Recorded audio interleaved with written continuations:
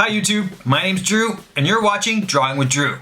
Today's video is all about why you should choose the iPad Air as your digital art making device. Now, if you have followed this channel in the past, you'll know that I have a variety of different digital art making devices. I have Microsoft Surface. I also have the Wacom Intuos 3. I had the UG1910B, which I've made a number of videos on, but I sold it a few months ago on eBay. Then I also have the UG2150, which is just, it's a nice big screen and it's good, but it's just too big and it takes up too much counter space, and I find that I only do my drawing when I watch TV anyway, so I want something that's portable and something that I'm going to use. I did a lot of research, as probably everybody does. I watched a million different videos and I tried to read between the lines, because you know, with Apple products there are a lot of people that really hype things up, and there's a lot of people that are giving unnecessary weight to things that you don't really need necessarily, and then they kind of diminish other things. So anyway, this is the iPad Air 3. You guys have all seen it before, and I'm going to tell you why I chose this one.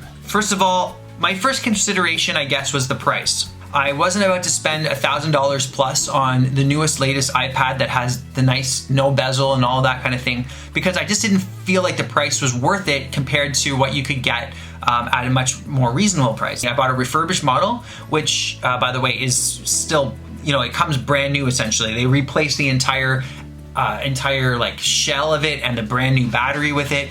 There's not a mark on it. It's you know, got the protective covering. It comes in its own box that's cellophane. You'll see that. I'll play a clip of it.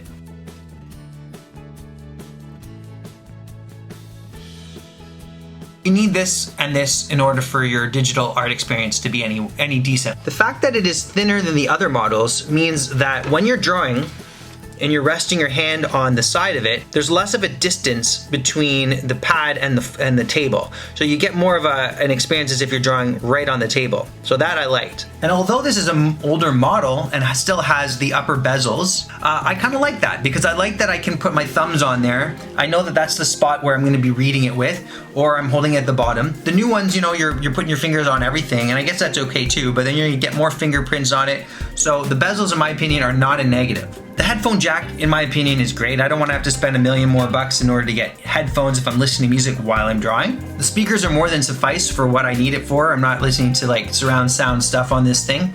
I like the tactical home button with the fingerprint ID. That works nicely. It's got a beautiful, crisp screen.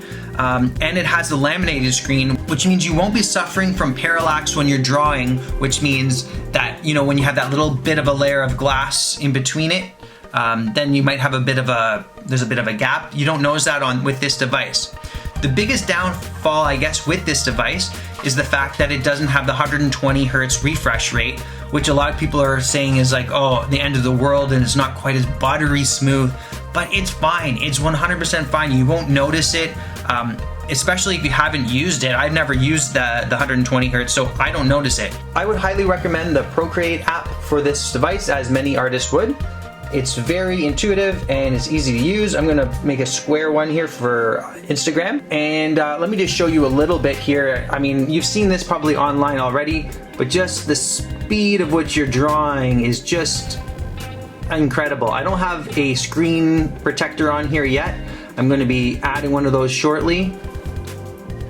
You know, like the fact that it's not 120 hertz to me doesn't make a difference. It is just beautiful. It's gonna really next level your game, because you're gonna have a whole bunch of different tools at your fingertips, literally, and it's just a matter of switching them and figuring out which brushes you like and experimenting. The fact that this comes in 64 gigabytes is kind of a downer. It's true, like, you know, 64 isn't amazing anymore, but the fact that now you can purchase little add-on things, which is what I bought one in the mail coming from Amazon, just plugs into your lightning port, and then you can copy files onto SD cards, or to hard drives or whatever else, so you can save files off there. You can save things into your Google Drive account. You can save things into the iCloud. The 64 gigabytes I don't think is gonna limit you, and still is gonna give you a ton of space. If you're a gamer and you need extra space, then you might wanna up it if you wanna keep like 10 games on here. I don't even know how many you could put.